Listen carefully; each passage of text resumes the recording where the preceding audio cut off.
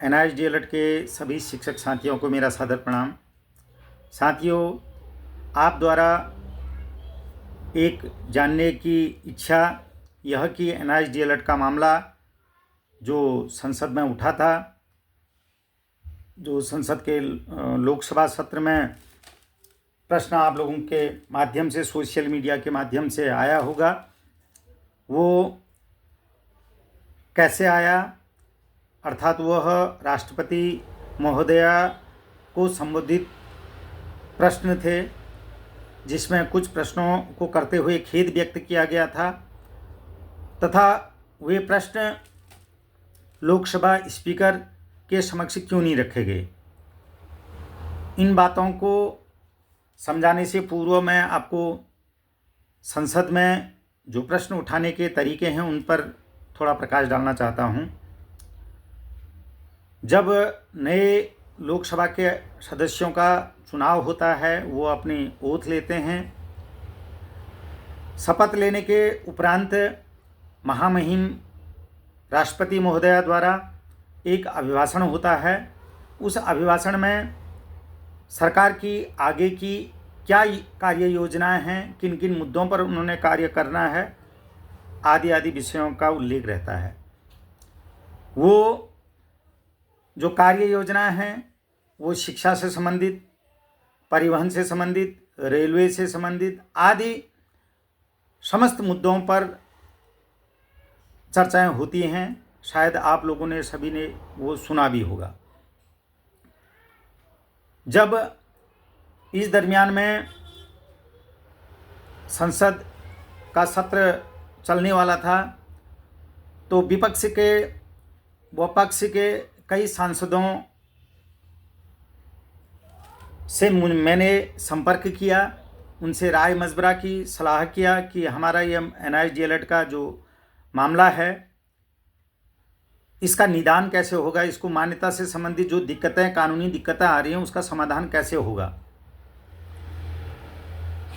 पक्ष के जो सांसद थे अर्थात NDA घटक दल के जो सांसद थे, उनके द्वारा कहा गया कि आप धैर्य रखिए, हम जल्दी ही इसके लिए निराकरण करेंगे, इसका निराकरण करेंगे और आपका जो ये मामला है, कानूनी दिक्कतें हैं, इसका हम समाधान करेंगे। पर विपक्ष के जो सांसद थे उनसे संपर्क करने पर उन्होंने भी अपनी तरफ से इसको संसद में उठाने के लिए बातें बताई, जिनमें से उन्होंने प्रथम जो राष्ट्रपति का जो अभिभाषण होता है उसी में उन्होंने कहा कि सबसे पहले हम इसको राष्ट्रपति अभिभाषण में ही, अगर उन्होंने जो आगामी कार्य योजना में इसको सम्मिलित नहीं किया या NIST DLED के इस प्रकरण को चर्चा नहीं की, तो हम उस पर भी प्रश्न करेंगे कि भाई आपने जो अपना अभिभाषण दिया, जो कार्य योजना बताई, उसमें NIST DLED के लाखों जो बच्चे थे उनके भविष्य के विषय में आपने चर्चा क्यों नहीं करी। अभिभाषण राष्ट्रपति का होने के उपरांत उसमें एक धन्यवाद प्रस्ताव आता है, जो कि अक्सर पक्ष के जो लोग कहते हैं उसमें महामहिम के उस अभिभाषण की तारीफ करते हैं, तथा विपक्ष के जो लोग जिनको उसमें कमियां नजर आई, जिन जिन मुद्दों को उसमें नहीं छुआ गया या जिनकी चर्चा नहीं हुई, वो उसका उल्लेख करने के लिए महामहिम से अपना लिखित रूप में प्रश्न करते हैं। यह अभिभाषण कब होता है? जब अभिभाषण हो चुका होता है, उसके उपरांत जिसको जो आपत्तियां होती हैं आधे घंटे के अंदर वो अभिभाषण की आपत्तियां उसमें दर्ज करनी होती हैं, जो कि हमारे पक्ष रखने वाले सांसद महोदय द्वारा बखूबी रखी।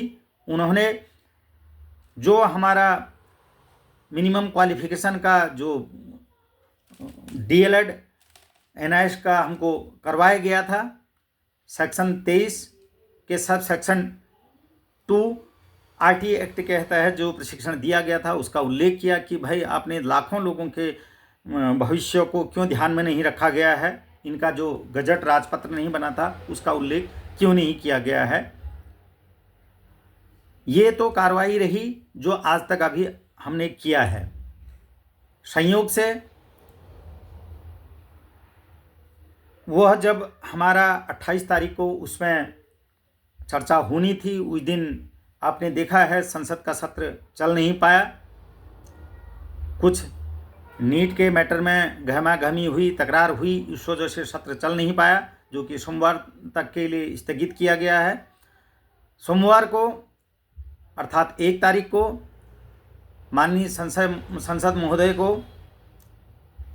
ये चीज़ और विस्तार से समझानी है कि इसमें आपको लोकसभा के पटल पर इस बात को कैसे रखना है, जो कि पूर्व में भी समझाई जा चुकी हैं। फिर भी अभी और आज का दिन है जो कि हम उनको अच्छे से समझाएंगे, और मुझे पूर्ण विश्वास है कि यदि लोकसभा का सत्र सौहार्दपूर्ण चला तो ज़रूर ये हमारा मुद्दा संसद में गूंजेगा और उसका निराकरण भी होगा। यद्यपि राष्ट्रपति महोदय का उत्तर आना शेष है, उनके द्वारा उसका जवाब दिया जाएगा, वो भी आप लोगों के समक्ष प्रस्तुत करूंगा। लेकिन अभी अब जो अगला प्रश्न होगा वो लोकसभा स्पीकर के समक्ष होगा कि भाई आपके द्वारा इसी पटल पर संसद में हमारी बात को रखा गया कि जो अनटेंड टीचर हैं उनको टेंड करने का प्रस्ताव बिल पास हुआ।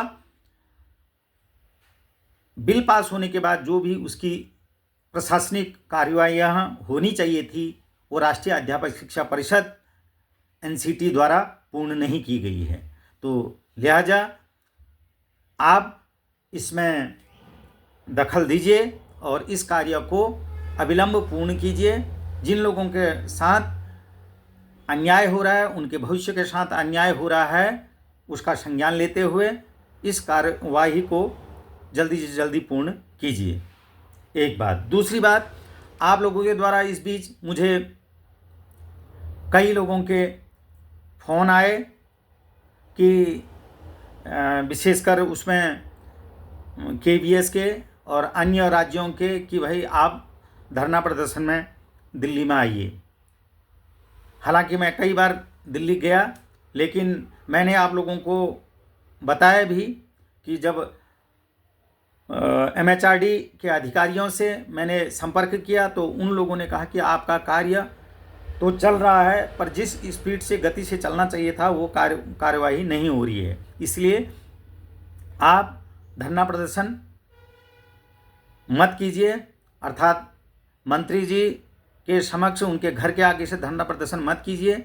आप किसी अपने क्षेत्रीय सांसद या मंत्री जो भी आपके संपर्क में हैं उन नेताओं के माध्यम से माननीय शिक्षा मंत्री जी को समझाने का प्रयास कीजिए, और यदि हमको निर्देश हो जाता है तो जल्दी ही हम आपके इस कार्रवाई को संपन्न कर देंगे। तो इस प्रयास में मैं निरंतर लगा हुआ था। अभी भी हमारे उत्तराखंड के कई साथी अपने अपने स्तर से प्रयास कर रहे हैं और मुझे उस पर भी विश्वास है कि जल्दी ही वो अपने इस कार्य में सफल होंगे। सांसदों के द्वारा उनको भी आश्वासन दिया हुआ है, लगातार हमसे संपर्क बनाए हुए हैं। तो इसलिए क्योंकि आंदोलन में सर्वप्रथम हम किसी के घर के आगे से आंदोलन नहीं कर सकते हैं, क्योंकि आंदोलन के लिए हमको किसी उच्च पुलिस अधिकारियों का आदेश लेना पड़ेगा, उनसे अपनी बात को रखना पड़ेगा और परमिशन मिलने के उपरांत ही जो आंदोलन के स्थान नियत हैं उसी स्थान पर ही हम आंदोलन कर सकते हैं। तो इन बातों को ध्यान में रखते हुए और जो मुझे सलाह दी गई थी उसी के अनुरूप मैं कार्य कर रहा था, जिसकी मैंने सूचना जिन लोगों का मुझे फ़ोन आया था उनको मैंने दी भी थी। अपने उत्तराखंड के लोगों को भी मैंने इस संदर्भ में अवगत करवाया था। तो आप लोगों से भी मैं यही निवेदन करूंगा, यद्यपि लोकसभा में हमारे प्रश्न को बखूबी रखे जा रहे हैं, सोमवार को बहस होने की प्रबल संभावना है। हम अपने प्रतिनिधित्व कर रहे सांसद महोदय से लगातार संपर्क करके उनको समझा रहे हैं। आज भी और उनसे मीटिंग होना है। तो आप लोगों के जो क्षेत्रीय सांसद हैं उनको आप समझाने का प्रयास कीजिए, भले ही वो पक्ष वाले हों विपक्ष वाले हों। मुझे विश्वास है यदि हम अच्छे ढंग से अच्छे तरीके से ये प्रयास करेंगे, अपने सांसदों को समझाने का प्रयास करेंगे, तो ज़रूर वो एक नहीं तो कोई दूसरा तीसरा कोई भी सांसद हमारी बात को, हमारी पीड़ा को समझेगा और उचित स्थान पर रखते हुए उसका निदान निकालने का प्रयास करेगा। तो आप लोगों से मैं यही निवेदन करूंगा कि सफलता हमको मिलेगी यदि भी हमारा प्रयास सार्थक रास्ते में हो, क्योंकि निरर्थक किया गया प्रयास कोई कार्य में नहीं आएगा। इसलिए आप अपने सांसदों के पास जाइए, उनसे प्रार्थना कीजिए, निवेदन कीजिए कि ये मैटर हैं, ये दस्तावेज हैं। इन दस्तावेज़ों के आधार पर पार्लियामेंट से हमको आदेश पर प्रशिक्षण किया गया, पर उस पार्लियामेंट के आदेश के उपरांत एनसीटी द्वारा इसका जो मिनिमम क्वालिफिकेशन होना चाहिए था उसका राजपत्र नहीं हो पाया और आज हमारा भविष्य अधर में है। तो इन बातों को अगर आप रखेंगे तो ज़रूर सफलता मिलेगी। आगे जैसे ही कोई और सकारात्मक पहल होगी या सकारात्मक निर्णय आएगा, आप लोगों के समक्ष उपस्थित होकर के मैं सूचनाओं से आपको अवगत कराऊंगा। तब तक के लिए आपका बहुत बहुत धन्यवाद।